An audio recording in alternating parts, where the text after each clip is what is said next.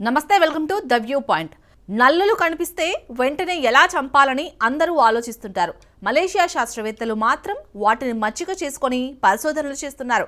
భవిష్యత్తులో అనేక నేర పరిశోధనల్లో ఇవి కీలక గూఢాచారులుగా మారే అవకాశం ఉందని, వాటి సాయంతో ఎన్నో కేసులను ఛేదించవచ్చని వీరంటున్నారు.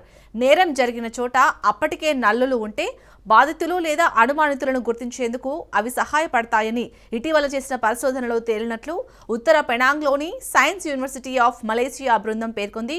USM school of biological sciences ప్రయోగశాలలో తమ బృందం చాలా ఏళ్లు నల్లులపై అధ్యయనం చేసినట్లు శాస్త్రవేత్త అబ్దుల్ హఫీజ్ అబ్ మజీద్ పేర్కొన్నారు.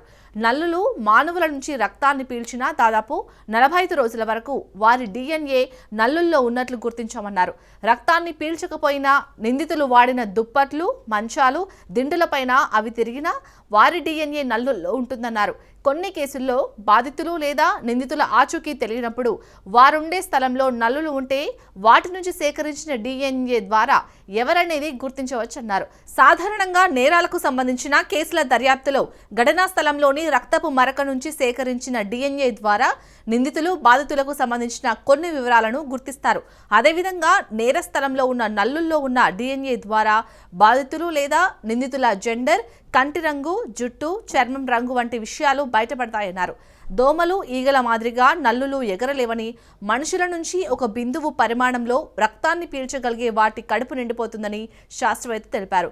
దీంతో అవి ఎక్కువ దూరం కదలలేకపోతాయన్నారు. అందువల్లే నిందితులను గుర్తించడంలో నల్లులు కీలకంగా మారతాయని తెలిపారు. ఇవి దుప్పట్లు, దిండులలో దాక్కుని ఉంటాయి కాబట్టి నిందితులకు సాక్ష్యాలను నాశనం చేసే అవకాశం కూడా ఉండదన్నారు.